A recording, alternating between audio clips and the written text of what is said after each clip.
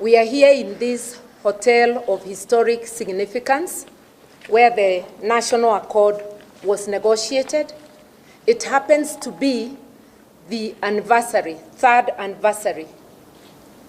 Is it third or second? Third of the political arrangement known as the handshake, which we must admit did bring calm after a 6-month standoff between the Jubilee administration and the NASA coalition after the 2017 very contested elections, which were in fact nullified by the court. The 2017 election, we note, was the 5th controversial election. We have had 6 elections since 2002, and only the 2002 election was accepted as largely free and fair. This is a very bad score and should remind each one of us the dire necessity of fixing the electoral process.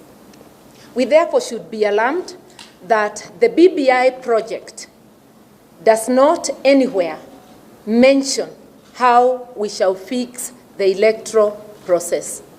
Their mantra has been that the problem is the winner takes it all, while we all know that elections must have winners and losers. So instead of fixing the electoral process, they're just putting additional seats for people to share at the national level. If this were indeed true, there should be similar seats at the county level, because there are elections both at the national and the county level. We are inviting Kenyans to ask why this phenomena, according to BBI, is only at the national level, not at the county level.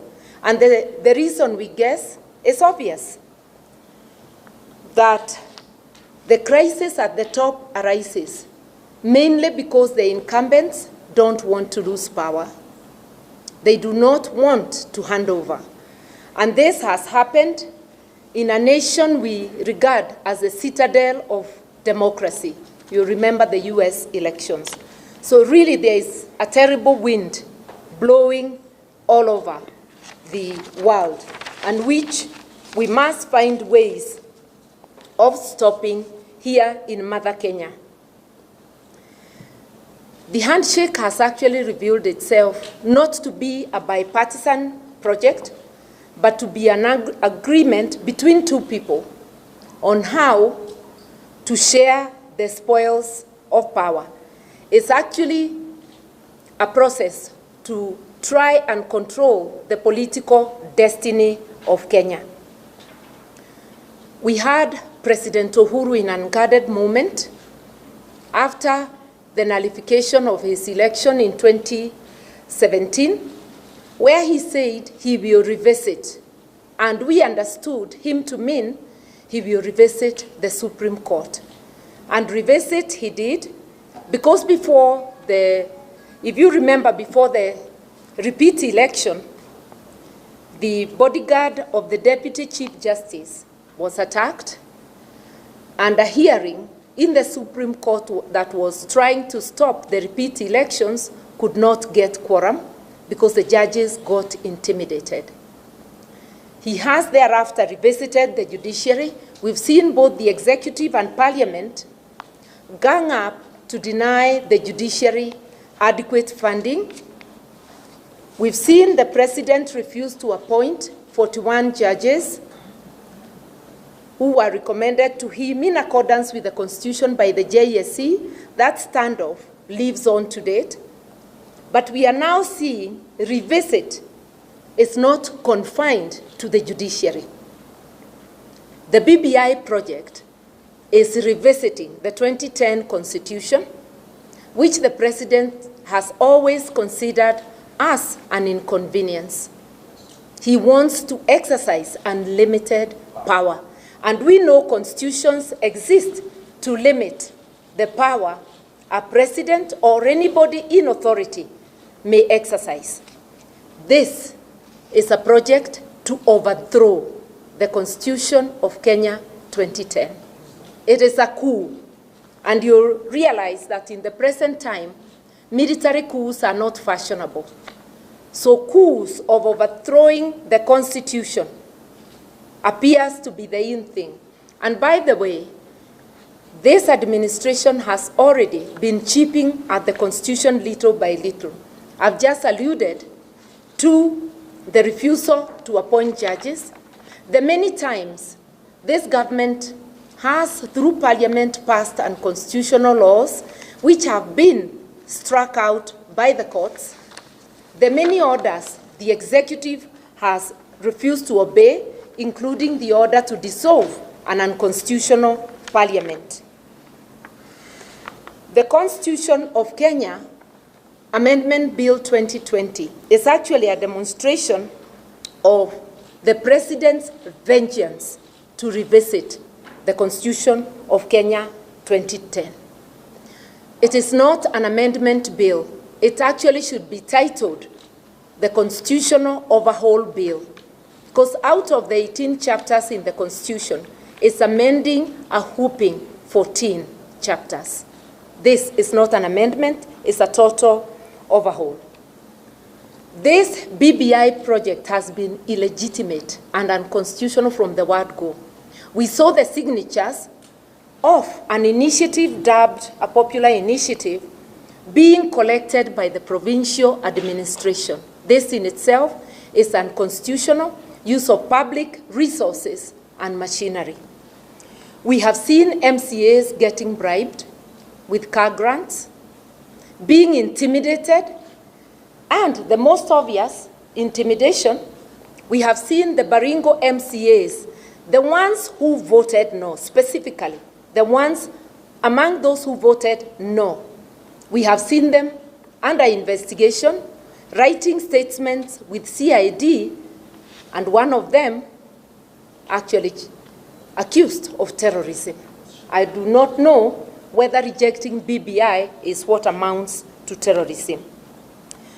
On further reflection, we ought not to be surprised because the President has not hidden his contempt for the Constitution and for the rule of law. Actually, this has been the signature of the Jubilee administration. Now, last week, we witnessed something, electoral violence in by-elections. And this election was significant. It is coming at a time that the state has sponsored a narrative that regional kingpins are the order of the day. We saw violence, and this violence, we believe, was deliberate and was aimed at achieving an outcome that reinforces regional kingship. And if you look at it, that is what has been. And it's a warning shot to all of us that if we stand silent and do nothing, we will not have elections as we know them in 2022. We will have those in power, mainly the President and his cronies, select for us, or rather, the President will succeed himself, or the administration will succeed itself. The regional kingship is being confined to the 5 major tribes in Kenya. The big 5, who form 65% or thereabouts of the population.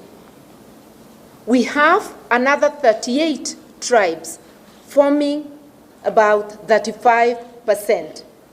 What does this mean? That the 5 will perpetuate themselves at the expense of the 35? No. It just means big boys, and I'll deliberately say boys because this looks like a boys' initiative. It means the big boys from the 5 tribes will eat on behalf of their tribes, while everybody else from their tribe and the rest of the 35 watch them helpless. The message is we are not helpless.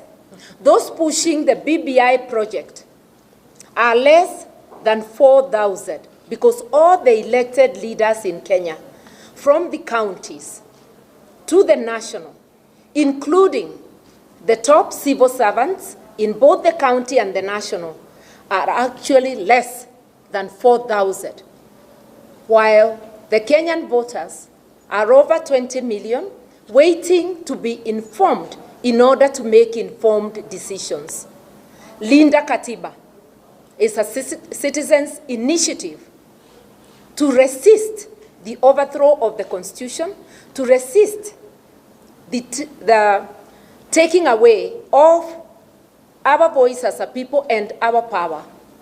We urge everyone by word of mouth, by whichever method, let us come together because a people united shall never be defeated, and history has shown us that. Thank you very much, Madam Martha, for that